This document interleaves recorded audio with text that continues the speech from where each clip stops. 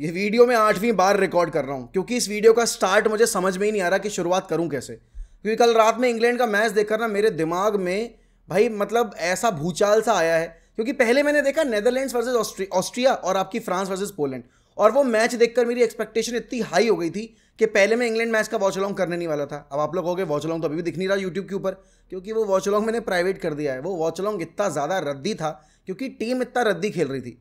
भाई साहब, Gareth Southgate के हाथ में भी सोने का कटोरा है, लेकिन वो हिंदी में कहावत है ना कि अगर एक भिखारी को आप सोने का कटोरा भी दोगे तो वो भी जाकर सिग्नल पे भीख ही मांगना शुरू करेगा, वो अपनी आदत से बाज नहीं आएगा।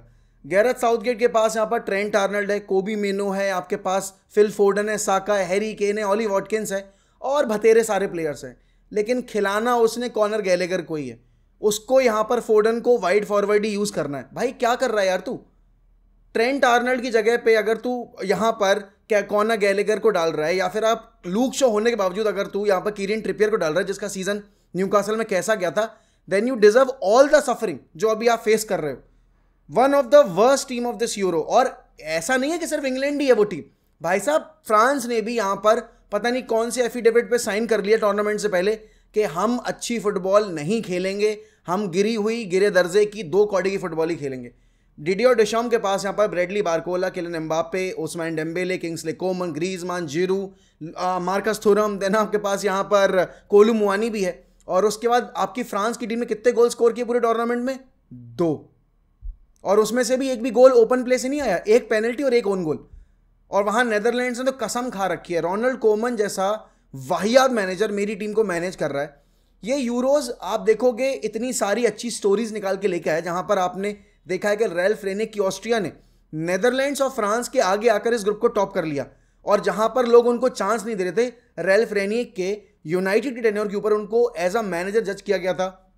बहुत सारे लोगों ने अपनी टिप्पणी दी रैल्फ रेनिक के मैनेजरियल करियर के ऊपर। किसी ने ये नहीं देखा कि उस बंदे ने यहाँ पर शाल्के के साथ क्या किया, उसने यहाँ पर क्या आपके आरबी ग्रुप के साथ किया, बट नहीं, लोगों को अपना एजेंडा रन करना था, उन्होंने अपना एजेंडा रन किया। ऑल्सो यहाँ पर आप देखोगे ऑस्ट्रिया की टीम में ऐसे कोई बहुत बड़े नाम वाले प्लेयर्स नहीं है। साबित्जर हो गया एक, और आपका अर्नाटोविच हो गया, बाकी उनके सारे प्लेयर्स बहुत ही एवरेज और डिसेंट हैं।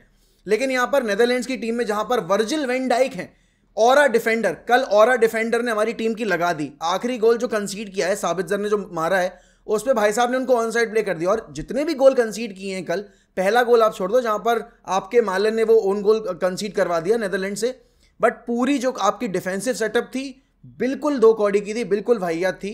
रोनाल्ड कोमन को इस चीज़ के लिए भाई कॉल आउट कराना जरूरी है, और वर्जिल वैन डाइक को भी कॉल आउट करा जाना जरूरी है। आप यहाँ पर कैप्टन हो टीम के, और आप यहाँ पर खुद ही गलती कर रहे हो, रिपीटेड गलती करते आ रहे हो। आपने यहाँ पर अभी तक आपने मथाइस डिलिट को यूज नहीं किया, वैंडवीन को आप इतना लेट लेकर आए, और नेदरलैंड्स तो पूरे गेम में कंट्रोल में दिखी नहीं है। And hats off to Austria भाई। इस यूरो की आप बोलोगे स्पेन सबसे बेस्ट टीम रही है, फिर जर्मनी, और फिर उसके बाद कोई और टीम बोल दोगे, लेकिन स्पेन के पास क्वालिटी प्लेयर्स हैं, हम उनसे एक्सपेक्ट कर रहे थे। जर्मनी के पास क्वालिटी प्लेयर्स हैं, हम उनसे एक्सपेक्ट कर रहे थे। लेकिन ऑस्ट्रिया से हम एक्सपेक्ट नहीं कर रहे थे कि ऑस्ट्रिया यहाँ पर नेदरलैंड्स और आपकी फ्रांस के ऊपर जाकर फिनिश करेगी, ग्रुप टॉप करेगी, और दोनों टीमों को यहां पर आप बोलोगे आड़े हाथों लेगी। फ्रांस वाले गेम में अगर वो ओन गोल ना होता तो ऑस्ट्रिया वो गेम भी ड्रॉ निकाल जाती कम से कम, क्योंकि फ्रांस के पास की तो दिखी नहीं रही गोल करना। कल एम्बापे के पास यहां पर 3 अपॉर्चुनिटीज थी जहां पर वो आराम से अपनी हैट्रिक कंप्लीट कर सकते थे, लेकिन भाई साहब उनके इरादे कुछ और ही थे। और यहां पर डेशैम ने जब तक चेंजेस किए उस टाइम तक पोलैंड गेम में वापस आ भी गया था। पेनल्टी स्कोर की यहां पर फ्रांस ने, लेकिन फ्रांस उस चीज का एडवांटेज नहीं ले पाई। हाँ, ये चीज़ मैं बोलूँगा कि जूल्स कुंडे और उनकी फ्रांस की जो डिफेंडिंग थी वो काफ़ी टॉप नॉच थी, बट उनका मिडफील्ड और उनका डेफिनेटली यहाँ पर जो फ्रंट लाइन था वो बहुत ही डीपली डिसअपॉइंट करके आया है अभी तक तीनों गेम में। अब जो ग्रुप बन चुका है यहाँ पर फ्रांस का, आपका पोर्चुगल का, जर्मनी और स्पेन, वो सारे एक ही तरफ आ गए हैं। तो आप ये मान के चलो कोई एक हैवी वेट ही जाएगा आगे।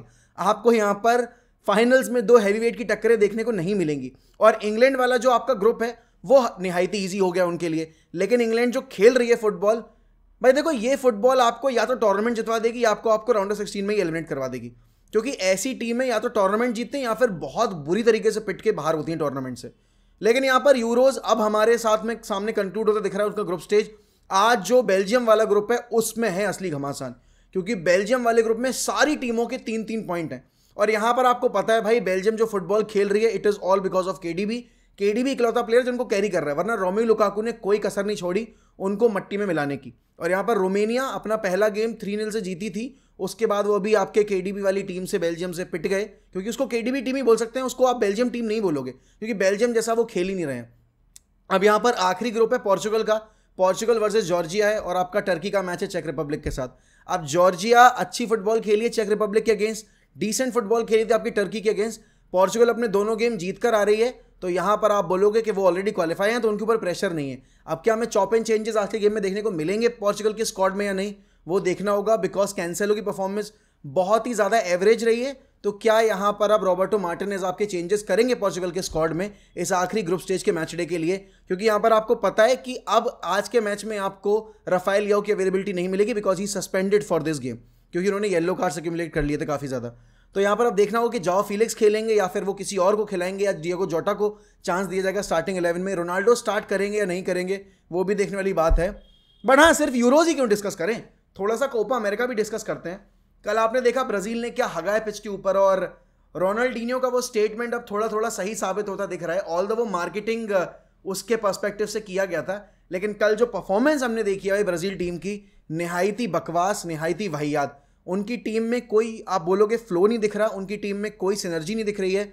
एंड अब मतलब अब यही वाली बात है कि ये ब्राजील की टीम वैसे भी मैं तो रेट नहीं कर रहा था कि ज़्यादा आगे तक जाएगी, टूर्नामेंट का फाइनल खेलेगी, लेकिन कल जो फुटबॉल देखी है वो तो बेसिक भी पासिंग नहीं हो पा रही थी उनसे। Vinicius junior looked like an ordinary player, मतलब ये बंदा लग ही नहीं रहा कि ये अभी यहाँ पर बैलन डोर कंटेंशन में बैठा हुआ है। ये इतना अच्छा टॉप फ्लाइट फुटबॉल खेल कर आ रहा है, जो आपकी चैंपियंस लीग जितवा के आ रहा है, और आपका यहाँ पर जो ला लीगा थी वो जीत के आ रहा है। But that was not the case जब हमने ब्राजील को परफॉर्म करते देखा। लेकिन आज मैच था सुबह सुबह आपकी अर्जेंटीना का चिले के अगेंस्ट, और मेसी को इंजरी स्कैर हुआ है। अब वो कितना सीरियस है कितना नहीं है वो हमें नहीं पता अभी तक, रिपोर्ट्स जब आएंगी। मैंने अपने जितने तक अभी तक आर्टिकल पढ़े हैं उसमें तो ऐसा कुछ मैंने देखा नहीं है कि उनको अगले गेम में रेस्ट दिया जाएगा, क्योंकि देखो अर्जेंटीना क्वालिफाई कर गई आपकी क्वार्टर फाइनल्स के लिए, तो यहाँ पर अब उनके सामने इतना बड़ा चैलेंज है नहीं, और आखिरी मैच डे में वो जाते में आराम से मेसी को रेस्ट दे भी सकते हैं, क्योंकि ज़रूरत ज़्यादा फोर्स करने की ज़रूरत है नहीं। लेकिन भाई मेरे ख्याल में इस वक्त पर अर्जेंटीना की टीम में जो सबसे ज़्यादा बात करना, सबसे ज़्यादा डिस्कशन करना डिजर्व करते हैं वो है रोमेरो और लीचा। भाई साहब क्या सेंटर बैक पैर है यार। चिले यहाँ पर मतलब सब कुछ कर रही थी, लेकिन रोमेरो और आपके लीचा ने हाफ अ यार्ड स्पेस भी नहीं दिया उनको कुछ क्रिएट करने का। एंड अगर ये दोनों अपने आप को फिट रख लें और रोमेरो का जो माथा है वो घूमे ना, वो अगर जो सिली मिस्टेक्स करता है वो ज़्यादा ओवर एग्रेसिव हो जाता है, अगर वो ना करे, भाई अर्जेंटीना का सेंटर बैक पैर, अर्जेंटीना का डिफेंस शॉर्ट है अगले 6-7 सालों के लिए, कम से कम 6-7 सालों के लिए। अगर ये जिस तरीके से खेल रहे हैं उस तरीके से खेलते रहे, बिकॉज दोनों काफ़ी यंग हैं। एंड डेफिनेटली भाई being a United fan, Licha को इस तरह से परफॉर्म करते देखकर तो छाती गदगद हो गई, क्योंकि ये बंदा इतना कुछ सफ़र करके आ रहा है पिछले 1 साल में, इतनी काउंटलेस इंजरीज हो चुकी हैं इसको कि हमें लग रहा था यार पता नहीं लीचा कैसे करेगा कोप अप इस प्रेशर से। तो और हमें इस बात का भी डर था कि यार अर्जेंटीना के लिए जा रहा है खेलने, कहीं इंजर्ड होकर वापस ना आ जाए। बट टचवुड अभी चीज़ें बिल्कुल सही चल रही हैं। लौटारो मार्टिनेज ने बेंच से आकर यहाँ पे गोल स्कोर कर दिया, he could have scored a brace as well, but यहाँ पर अनफॉर्चुनेटली वो जो एक ईजी चांस था वो बरी नहीं कर पाए। But Argentina defeated Chile and that was a good performance. मतलब आप ये नहीं कहोगे कि डोमिनेट किया यहाँ पर चिले को, बट यस जो चाहिए था वो करके दिया अर्जेंटीना ने।